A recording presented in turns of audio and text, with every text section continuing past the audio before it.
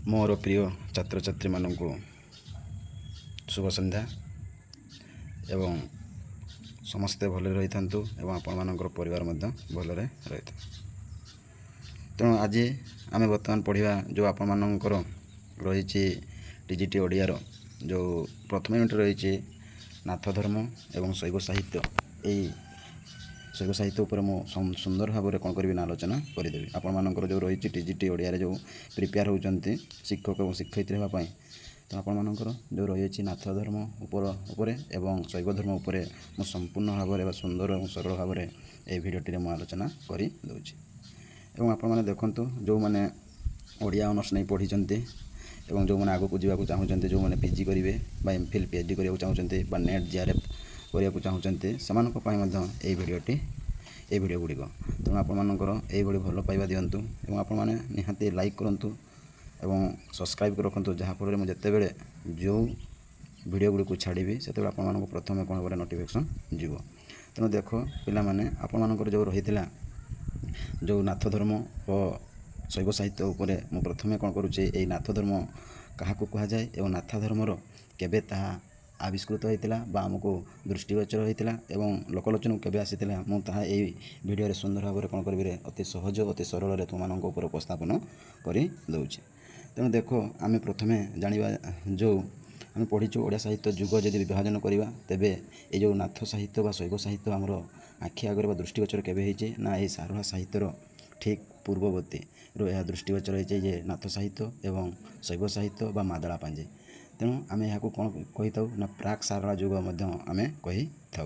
तेणु जो पिला माने जदि वीडियो गुड़ी भल लगुचे तेज आपंकर निहाती लाइक रखु सब्सक्राइब रखु जितेबाला मुझे वीडियो छाड़ी आपण निहाती कौन भाई आप नोटिफिकेशन जो एवं आउ गोटे कथा होची आपंकर सांग साथी एवं सान भाई भाई मानक शेयर करूँ से वीडियो गुड़ी देखी जो आशा रही ता परिपूर्ण हूँ एवं आग को जातु एवं ईश्वर पाखे पुणी विनती करुच्चे आपण जो ओडिया को सुंदर भाव भल पाई एवं सुंदर भाव गोटे भल भल शिक्षक ही उच्च आरोप को नियंतु। तेणु चलो पिला बर्तमान आपण को कौन करी सुंदर अति सरस और सुंदर भाव में कौन करुचे ना यही जो रही प्रथम जो नाथ धर्म बा नाथ साहित्यर सारांश को बा तार विषय वस्तु को मुझे अति सहज अति सरल आपण पाखे उपस्थापन करुचे। तेणु आम जानिलु प्रथमे कौन है ना ये जो नाथ साहित्य जो दृष्टिगोचर होती केवे ना आम प्राक सारला जुगर यह दृष्टिगोचर होता। तेणु से समय जो रही चर्चा साहित्य देखा जाइए बौद्ध गान दोहा ये साहित्य देखाई मादला पांजी शैव साहित्य विभिन्न प्रकार साहित्य आमर दृष्टिगोचर होती प्रथमे दृष्टिगोचर होती से आम बर्तमान कौन करवा ये नाथ साहित्य को आम सुंदर भाव में तुम मान उपस्थापन करुचे। तेणु देख नाथ साहित्य कौन है नाथ साहित्य ओडिशा प्रतिष्ठा लाभ कर एक प्राचीन साहित्य। तेणु नाथ साहित्य ओडिशा जो आम उत्कल ओडिशा से कौन कर प्राचीन साहित्य एवं चर्चा साहित्य पर सारला दासों रचना पूर्वर ओडिया साहित्यर नाथ साहित्य एक गुरुत्वपूर्ण भूमिका सृष्टि करता। तेणु ताकू बर्तमान आलोचना करदेली। तेणु यह कौन था सारवा साहित्यर पूर्ववर्ती साहित्य बोली आम कही था। तेणु जो सारवा साहित्यर पूर्ववर्ती साहित्य कही था से समय कौन होता देखूँ ना ये बौद्ध धर्मर विकास पर ओडिया साहित्यर नाथ धर्मर विकास और आधुनिक पूर्व भारतर भौगोलिक परिसर में बढ़ी बौद्ध धर्म मत परिसर होता और बौद्ध धर्म समसामयिक परवर्ती कौन है नाथ धर्मर विकास होपर तत्कालीन ओडिशा रे नाथ मानकर क्षुद्र हेले हैं से ओडिशार सामाजिक सांस्कृतिक जीवन यथेष्ट सम्मानित होते। तेणु से कौन करते ना धर्म उपर जिते ओडिशा प्रदर्शित करूला प्रचार करुले से लोक मैंने से बहुत आदर और सम्मानित दौले। देखो जितेबाला यही नाथ साहित्य लोकलोचन को आसला आविष्कार है केत मसीहा द्वादश शताब्दी आरंभ बेलू ये नाथ धर्मर आविर्भाव घटी तेणु बुझीपार। तेणु नाथ साहित्य केबे आविष्कृत होता पे मन रखी था द्वादश शताब्दी यह आरंभ होता। देखूँ कौन कहे ना यही धर्मर आदिगुरु हेले किए गोरखनाथ पे भेरी भेरी इंपोर्टेंट कई धर्मर अर्थात कौर नाथ धर्मर। तेणु नाथ धर्मर कौन हो आदिगुरु किए हेले ना गोरखनाथ। तेणु जोटा पिला जो जोटा मुझे लिखा कहूँ जो भेरी भेरी इंपोर्टेंट कहूँ से मैंने नोट करूँ और टिके मन रखी जातु। तेणु आम जानिले यह हूँ प्राक सारला साहित्य यह दृष्टिगोचर होती द्वादश शताब्दी और प्रथमे कौन है ना नाथ धर्म प्रचार हेतु सामान कौन होता समस्ते सम्मानित होते। देखो पुणी कौन कहूँ ये नाथ धर्मर प्रथमे आदिगुरु किए हेले ना यही गोरखनाथ। पुणी ये नाथ धर्म नाथ साहित्य देखा जाइए विभिन्न साहित्य गुड़िक गोटे है शिशुवेद ଗୋଟିଏ ହେଲା କିଏରେ ଶିଶୁବେଦ, ଗୋଟିଏ ହେଲା ଅମରକୋଷ ଗୀତା, ଗୋଟିଏ ହେଲା ଗୋରଖ ସଂହିତା, ତାପରେ ସପ୍ତାଙ୍ଗ ଯୋଗଧାରଣା, ମତ୍ସ୍ୟେନ୍ଦ୍ର ଗୀତା, ଅଷ୍ଟଙ୍ଗ ଯୋଗ, ସାଧାରଣ ପ୍ରଭୃତି ଗ୍ରନ୍ଥ ଓଡ଼ିଆ ନାଥ ସାହିତ୍ୟରେ କେତେକ ବିଶିଷ୍ଟ ରଚନା। ତେଣୁ କ'ଣ ହେଉଛି ଏଇ ସାହିତ୍ୟ ଗୁଡ଼ିକ, ଏ ଯେଉଁ ରହିଲା ଶିଶୁ ସାହିତ୍ୟ, ଅମରକୋଷ ଗୀତା, ଗୋରଖ ଗୀତା ସଂହିତା, ସପ୍ତାଙ୍ଗ ଯୋଗଧାରଣା, ମତ୍ସ୍ୟେନ୍ଦ୍ର ଗୀତା, ଅଷ୍ଟାଙ୍ଗ ଯୋଗ ସାଧାରଣ, এই বিষয়ଗୁଡ଼ିକୁ ଯେତେବେଳେ ଆଲୋଚନା କରିବା ସେତେବେଳେ ଆମେ ଜାଣିପାରିବା ଏଇ ନାଥ ସାହିତ୍ୟର ଆବିଷ୍କୃତ କେବେ ଏବଂ ଲୋକଲୋଚନକୁ ଏହା କେବେ ଆସିଥିଲା। ତେଣୁ ତାପରେ ଦେଖ ସେ ନାଥ ସାହିତ୍ୟକୁ ସୁନ୍ଦର ଭାବରେ କ'ଣ କରୁଥିଲେ ନା ଯେଉଁ ଯୋଗୀ ଋଷିମାନେ ବା ସିଦ୍ଧ ସାହିତ୍ୟମାନେ ସେମାନେ ସୁନ୍ଦର ଭାବରେ କ'ଣ କରୁଥିଲେ ପ୍ରଚାର କରୁଥିଲେ। କିଭଳି ପ୍ରଚାର କରୁଥିଲେ ନା ସେମାନେ ଦେଖ ନା କେନ୍ଦରା ସହାୟତାରେ ନାଥ ଯୋଗୀମାନେ ଏହି ଧର୍ମର ବିଭିନ୍ନ ନୀତି ଓ ଆଧ୍ୟାତ୍ମିକ ଗାଥା ତଥା ଗୁରୁ ଭଜନ ମାନ ଗାନ କରୁଥିଲେ।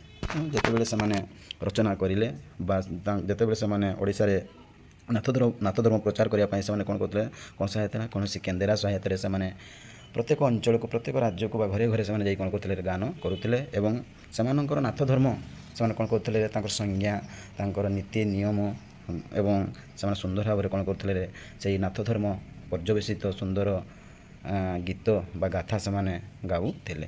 ଏବଂ ଦେଖ ନାଥ ଯୋଗୀମାନେ ହାତରେ କେନ୍ଦ୍ରା ଧରିବା ଏବଂ କାନ୍ଧରେ ଝୁଲି ଲାଉଥାଳ ବେକରେ ରୁଦ୍ରାକ୍ଷମାଳା କପାଳରେ ଚିତା ମାରି ସେମାନେ କ'ଣ କରୁଥିଲେ ଚିତା ମାରି ଗୋବିନ୍ଦ ଚନ୍ଦ୍ରଙ୍କର ଉପାଖ୍ୟାନ, ତେଣୁ ଯେଉଁ ଗୋବିନ୍ଦ ଚନ୍ଦ୍ରଙ୍କର ଉପାଖ୍ୟାନ ଭଜୁ କିନା ରାମ ନାମରେ ରାଜନ ସଙ୍ଗୀତକୁ କରୁଣ ସ୍ୱରରେ ସେମାନେ କ'ଣ କରୁଥିଲେ ଗାନ କରୁଥିଲେ। ତେଣୁ ଏଠି ଦେଖେଇ ଦେଲା କ'ଣ କହିଲେ ଯେ ନାଥ ସାହିତ୍ୟର ଯେଉଁ ସିଦ୍ଧଚର୍ଯ୍ୟାମାନେ ବା ଯୋଗୀ ଋଷିମାନେ ସୁନ୍ଦର ଭାବରେ ତାଙ୍କର ବେଶ ପୋଷାକ ଏବଂ ଗୋବିନ୍ଦ ଚନ୍ଦ୍ରଙ୍କର ଯେଉଁ ସୁନ୍ଦର ସଙ୍ଗୀତ ଟିକେ ଭଜୁ କିନା ରାମ ନାମରେ ରାଜନ ସଙ୍ଗୀତକୁ ସୁନ୍ଦର ଭାବରେ ସେମାନେ ଗାନ କରି ପ୍ରତ୍ୟେକ ସହର ଘରେ ଘରେ ସେମାନେ କ'ଣ କରୁଥିଲେ ପ୍ରଚାର କରୁଥିଲେ। ଏବଂ କିନ୍ତୁ ନାଥ ଧର୍ମରେ ନାରୀମାନଙ୍କର ସ୍ଥାନ ନଥିଲା। ପୁଣି ଏଇଠି ପିଲାମାନେ ମନେ ରଖ ଯେଉଁ ନାଥ ଧର୍ମରେ କ'ଣ ହେଲା ନାରୀମାନଙ୍କର ସ୍ଥାନ ନଥିଲା। ନାଥ ଯୋଗୀମାନେ ନିଜକୁ ନାରୀଠାରୁ ଯଥେଷ୍ଟ ଦୂରରେ ରଖିବା ପାଇଁ ନିଜ ରଚନା ଉଲ୍ଲେଖ କରି ନିଜକୁ ନୈରାଶ୍ୟବାଦୀ କ'ଣ କରୁଥିଲେ ନା ନୈରାଶ୍ୟବାଦୀ ବୋଲି କହୁଥିଲେ। ତେଣୁ ସେମାନେ ଯେତେବେଳେ ଧର୍ମ ପ୍ରଚାର କରୁଥିଲେ ତାଙ୍କ ପାଖରେ ନାରୀର ଭୂମିକା ବା ନାରୀର ସଂସ୍ପର୍ଶରେ ସେମାନେ କେବେ ଆସୁନଥିଲେ ଏବଂ ନିଜକୁ ସେମାନେ କ'ଣ କହୁଥିଲେ ନୈରାଶ୍ୟବାଦୀ ବୋଲି କହୁଥିଲେ। ତାପରେ ଦେଖନ୍ତୁ ନାଥ ଯୋଗୀମାନେ ସିଦ୍ଧଚର୍ଯ୍ୟାମାନଙ୍କର ମହାସୁଖକୁ ବିରୋଧ କରୁଥିଲେ। ସେମାନେ କଦାପି କ'ଣ ହେଉଥିଲେ ମହାସୁଖ ଚାହୁଁନଥିଲେ। ଆମେ ଯେମିତି ବିଳାସ ବେଶନରେ ରହୁଛୁ ସେଭଳି ସେମାନଙ୍କର ନାଥ ସାହିତ୍ୟମାନଙ୍କର ବା ଯୋଗୀ ଋଷିମାନଙ୍କର ସେମିତି ତାଙ୍କର ମହାସୁଖ ସେମାନେ ଚାହୁଁନଥିଲେ। ଯଦିବା ସେମାନେ ପାଉଥିଲେ ସେମାନଙ୍କୁ କ'ଣ କରୁଥିଲେ ସେମାନେ ବିରୋଧ କରୁଥିଲେ। ଏମାନେ ତାଙ୍କ କାନରେ ସେମାନେ କ'ଣ କରୁଥିଲେ ପୁଣି ସେ ବେଶ ପୋଷାକ ଦେଉଛି ତାଙ୍କ ଶରୀରରେ ବା କାନରେ କ'ଣ କରୁଥିଲେ ଖୁବ୍ ବଡ଼ ବଡ଼ ଛିଦ୍ର କରି କୁଣ୍ଡଳ ପିନ୍ଧୁଥିବାରୁ ଏମାନଙ୍କୁ କାନ ଫଟା ଯୋଗୀ ମଧ୍ୟ କୁହାଯାଏ। ଭେରି ଭେରି ଇମ୍ପୋର୍ଟାଣ୍ଟ ପିଲାମାନେ ଯେଉଁ ନାଥ ସାହିତ୍ୟ ସମ୍ପ୍ରଦାୟର ଲୋକମାନଙ୍କୁ କ'ଣ କୁହାଯାଏ ନା କାନ ଫଟା ଯୋଗୀ ମଧ୍ୟ ସେମାନଙ୍କୁ କୁହାଯାଇଥାଏ। ଏବଂ ନାଥମାନେ ଯୋଗ ସାଧନାରେ ହଟକୁ ମହତ୍ତ୍ୱ ଦେଉଥିଲେ ତେଣୁ ଏମାନଙ୍କୁ ହଟ ଯୋଗୀ ବୋଲି ମଧ୍ୟ କୁହାଯାଏ। ଏଟା ମଧ୍ୟ ପିଲାମାନେ ଯେହେତୁ ସେମାନେ ସମାଜର ପଲ୍ଲୀର ଗାଁର କଲ୍ୟାଣ କାମନା କରୁଥିଲେ ଏବଂ ଘରେ ଘରେ ଯାଇକି ସେମାନେ ସାଧନା କରୁଥିଲେ ପ୍ରଚାର କରୁଥିଲେ ଏବଂ କେଉଁ ଗୋଟିଏ ଶୂନ୍ୟବାଦ ସ୍ଥାନରେ ରହି ସେମାନେ ତାଙ୍କର ମନ୍ତ୍ର ଦୀକ୍ଷା ଏବଂ ଯୋଗ ସାଧନା ଇତ୍ୟାଦି କରୁଥିଲେ। ସେଥିପାଇଁ ସେମାନଙ୍କୁ କ'ଣ କହୁଥିଲେ ନା ହଟ୍ଟ ଯୋଗୀ ବୋଲି କହୁଥିଲେ। ଏବଂ ଓଡ଼ିଶାର ଅନେକତ୍ର ନାନା ସିଦ୍ଧମାନଙ୍କର ଗାଦି ବା ମଠ ରହିଛି। ତେଣୁ ଆମେ ଯଦି ନାଥ ଧର୍ମ ଯଦି ଦେଖିବାକୁ ଯିବା ତେବେ ଓଡ଼ିଶାର ଅନେକ ଜାଗାରେ ଅନେକ ସ୍ଥାନରେ କ'ଣ ରହିଛି ଏଇ ନାଥ ସିଦ୍ଧମାନଙ୍କର ଗାଦି ବା ମଠ ଆମେ ଦେଖିବାକୁ ପାଇଥାଉ। ଠିକ୍ ସେହିପରି ଦେଖ ପୁରୁଷୋତ୍ତମ କ୍ଷେତ୍ରରେ ଯଦି ଆପଣମାନେ ଯିବେ ପୁରୁଷୋତ୍ତମ କ୍ଷେତ୍ର ସ୍ଥାନକୁ ଯିବେ ତ ସିଦ୍ଧଚର୍ଯ୍ୟା ଯେଉଁ ରହିଛି ସିଦ୍ଧଚର୍ଯ୍ୟା ସତ୍ୟନାଥଙ୍କର ପୀଠ ଥିଲା। ସେଠି ଯଦି ଆପଣମାନେ ପୁରୁଷୋତ୍ତମ କ୍ଷେତ୍ରକୁ ଯିବେ ତେବେ ସେଠି ଦେଖିପାରିବେ କ'ଣ ହେଉଛି ଏଇ ସିଦ୍ଧଚର୍ଯ୍ୟା ସତ୍ୟନାଥଙ୍କର ପୀଠ ଥିଲା। ତେଣୁ ଆପଣମାନେ ବୁଝିପାରୁଥିବେ ସୁନ୍ଦର ଭାବରେ ଅତି ସହଜରେ ଅତି ସରଳରେ ଛୋଟ ଛୁଆ ପିଲା ପରି ଆପଣମାନଙ୍କୁ ବୁଝାଉଛି। ତେଣୁ ଆମେ ପ୍ରଥମେ ନାଥ ସାହିତ୍ୟ ଦେଖିଲୁ ଯେ ନାଥ ସାହିତ୍ୟ କ'ଣ ହେଲା ନା ଦ୍ୱାଦଶ ଶତାବ୍ଦୀରେ ଦେଖାଗଲା ଏବଂ ସୁନ୍ଦର ଭାବରେ କ'ଣ ହେଉଛି ଏହାର ପ୍ରାକ୍ ସାରଳା ଯୁଗକୁ ଏହାକୁ କହିଥାଉ। ଏବଂ ଲୋକମାନେ ଯେତେବେଳେ ନାଥ ସାହିତ୍ୟକୁ ସୁନ୍ଦର ଭାବରେ କ'ଣ କରୁଥିଲେ ନା ଗାଁ ପଲ୍ଲୀ ସହରରେ ସେମାନେ ଗାନ କରୁଥିଲେ ଏବଂ ସେମାନଙ୍କୁ ଅତି ସମ୍ମାନିତ କରୁଥିଲେ ଏବଂ ସେମାନଙ୍କୁ ମଧ୍ୟ ହଟ୍ଟ ଯୋଗୀ ବୋଲି ମଧ୍ୟ କହୁଥିଲେ। ତେଣୁ ଦେଖ ଏବଂ ପୁରୁଷୋତ୍ତମ କ୍ଷେତ୍ରରେ ସେମାନଙ୍କୁ କ'ଣ କହୁଛି ସିଦ୍ଧଚର୍ଯ୍ୟା ସତ୍ୟନାଥ ପୀଠ ବୋଲି କହୁଥିଲେ। ଏବଂ ଆପଣମାନେ ଯେଉଁ ଦେଖୁଛନ୍ତି ଆଜି CSR ୟୁଟ୍ୟୁବ୍ ଚ୍ୟାନେଲ୍ ତରଫରୁ ସମସ୍ତଙ୍କୁ ଆଉ ଥରେ ଶୁଭେଚ୍ଛା ଏବଂ ଯେଉଁ ଆଶା କରି ରହିଛନ୍ତି ବା ଆଶଇକରି ଯେଉଁ ରହିଛନ୍ତି ଓଡ଼ିଆ ଶିକ୍ଷକ ହେବା ପାଇଁ ଶିକ୍ଷୟିତ୍ରୀ ହେବା ପାଇଁ ସମସ୍ତଙ୍କୁ ବହୁତ ବହୁତ ସାଧୁବାଦ ଏବଂ ଆପଣମାନେ ସମସ୍ତେ ଭଲ ରହିଥାନ୍ତୁ। ଅଧିକ ମାତ୍ରାରେ ସେୟାର କରନ୍ତୁ ଯାହାଫଳରେ ଆପଣଙ୍କ ସାଙ୍ଗସାଥି ଭାଇ ଭଉଣୀମାନେ ନିହାତି ସେମାନେ କ'ଣ କରିବେ ଚିର ଉପକୃତ ହେବେ। ତାପରେ ଦେଖନ୍ତୁ ଓଡ଼ିଶାରେ ନାଥ ପରମ୍ପରା ସମ୍ପର୍କରେ ଆଲୋଚନା କଲାବେଳେ ବୌଦ୍ଧ ସିଦ୍ଧଚର୍ଯ୍ୟା ଥିବା ଅନେକ ନାମ ନାଥ ସିଦ୍ଧଚର୍ଯ୍ୟା ଭାବରେ ଦେଖିବାକୁ ମିଳେ। ତେଣୁ ଯେତେବେଳେ ସେମାନେ କ'ଣ କରିଥାନ୍ତି ନା ଆମେ ଯେତେବେଳେ କ'ଣ କରିଥାଉ ଏହି ପରମ୍ପରାକୁ ଯେତେବେଳେ ପ୍ରଚାର କରିଥାଉ ସେତେବେଳେ ଅନେକ ସିଦ୍ଧଚର୍ଯ୍ୟା ଆମ ଆଖି ଆଗକୁ ଆସିଥାନ୍ତି ବା ଆମେ ଦେଖିଥାଉ କେଉଁ ଏଇ ନାଥ ସମ୍ପ୍ରଦାୟର। ତେଣୁ ଆପଣ ଦେଖିଥିବେ ନାଥ ସମ୍ପ୍ରଦାୟର ମଧ୍ୟ ଦେଖିପାରିବେ। ଏଠି ମଧ୍ୟ ସେ ଶୈବ ସାହିତ୍ୟ, ଏଠି ଦୁଇଟା ସାହିତ୍ୟ କ'ଣ ହେଉଥିଲା ପ୍ରଚାର ହେଉଥିଲା। ଗୋଟିଏ ପଟରେ ନାଥ ସାହିତ୍ୟ ପ୍ରଚାରିତ ହେଉଥିଲା, ଅନ୍ୟ ପଟରେ ଶୈବ ସାହିତ୍ୟ ମଧ୍ୟ ପ୍ରଚାରିତ ହେଉଥିଲା। ତେଣୁ ଆପଣମାନଙ୍କର ଯେଉଁ ରହିଛି ନାଥ ସାହିତ୍ୟ ଏବଂ ଶୈବ ସାହିତ୍ୟ, ଏହା ମଧ୍ୟ ସେଇ ତା'ର ଉପରେ ଏହା କ'ଣ ହେଇଛି, ସେଇ ସାହିତ୍ୟ ଉପରେ ଏଇ ଗୋଟିଏ ଭିଡ଼ିଓରେ କ'ଣ ହେଉଛି ପର୍ଯ୍ୟବେସିତ ହୋଇଛି। ତେଣୁ ଦେଖ ଆମେ କ'ଣ ଜାଣିଛୁ ନା ଯେଉଁ ଗରେକ ସଂହିତା ଯେଉଁ ରହିଛି ଗୋଟେ ପୁସ୍ତକ, ଏଇ ଗରେକ ସଂହିତାରେ ଆମେ ଦେଖିପାରିବା 84 ଜଣ କ'ଣ ଅଛନ୍ତି ନାଥ ସିଦ୍ଧଚର୍ଯ୍ୟାମାନଙ୍କ ବା ନାଥ ସିଦ୍ଧଚର୍ଯ୍ୟାଙ୍କର ନାମ ସହିତ ପ୍ରମୁଖ 9 ଜଣ ନବନାଥ ଭାବରେ ଉଲ୍ଲେଖ କରାଯାଇଅଛି। ତେଣୁ ଏଇଟା ପିଲାମାନେ ମନେ ରଖ ଯେ କେଉଁଠି 84 ନାଥ ସିଦ୍ଧଚର୍ଯ୍ୟାଙ୍କର ନାମ ରହିଛି ନା ଗୋରଖ ସଂହିତାରେ। ଏବଂ ଏଇ ଯେଉଁ 84 ଗୋରଖନାଥ ନାଥ ସିଦ୍ଧଚର୍ଯ୍ୟାଙ୍କ ନାମ ରହିଛି ଏବଂ ଏଇ ଯେଉଁ ନାଥ ଧର୍ମ 9 ଜଣଙ୍କୁ କ'ଣ କହିଥାଉ ନା 9 ବା ନବନାଥ ଭାବରେ ସେମାନଙ୍କୁ ମଧ୍ୟ କହିଥାଉ। 84 ଜଣ ସିଦ୍ଧଚର୍ଯ୍ୟା ଅଛନ୍ତି ଏବଂ ସେଥିମଧ୍ୟରୁ ପ୍ରମୁଖ 9 ଜଣ ଅଛନ୍ତି।